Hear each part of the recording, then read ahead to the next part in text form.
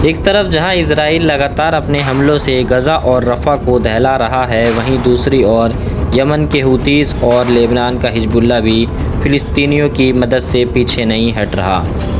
Hezbollah का कहना है कि वो तब तक हमले करता रहेगा जब तक इजराइल गज़ा में अपने हमले नहीं रोक देता और कंप्लीट सीज़ फायर नहीं कर देता। इसी कड़ी में हिजबुल्लाह ने मंगलवार को एक ही ऑपरेशन में इजराइल निगरानी गुब्बारे से संबंधित 3 अलग अलग लक्ष्यों पर हमला किया।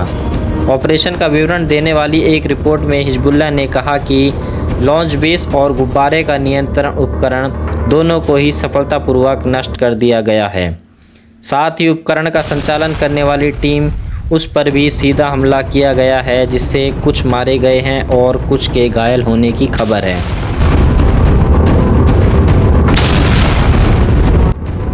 लेबनान पर नज़र रखने और जासूसी करने के लिए एडमिट बस्ती के ऊपर से गुब्बारा लॉन्च किया गया था। हिजबुल्लाह ने कहा कि सबसे पहले निगरानी गुब्बारे की गतिविधि पर सटीक निगरानी रखी गई और इसके लॉन्चिंग स्थान को चिन्हित करने के बाद उस पर हमला किया गया।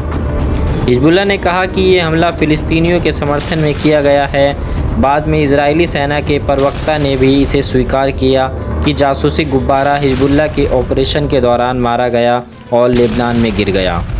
हिजबुल्लाह ने रॉकेट हथियारों का उपयोग करके गोलान हाइट में भी 801 ब्रिगेड मुख्यालय को निशाना बनाया। इसी के साथ साथ इजरायली आक्रमण के खिलाफ लेबनान के दक्षिणी गांवों और नागरिक घरों की रक्षा में हिजबुल्लाह ने उन इमारतों को भी निशाना बनाने की घोषणा की जहां इजरायली कब्जे वाले सैनिक अवीवीम और अल मलिकिया में तैनात थे। वहीं इजरायली मीडिया ने इस ऑपरेशन को एक कठिन घटना के रूप में वर्णित किया। मेटुला और अरब अल आरामशे बस्तियों में भी 2 घरों को हिजबुल्लाह की एंटी-टैंक मिसाइलों द्वारा सीधे निशाना बनाया गया। इजरायली मीडिया ने यह भी खुलासा किया है कि अदामिद बस्ती में एक इजरायली सैनिक मारा गया जबकि दूसरा गंभीर रूप से घायल हो गया है। इसके अलावा गोशदान में तेल हाशोमर सैन्य अड्डे पर आपूर्ति भंडारण सुविधा में आग लग गई।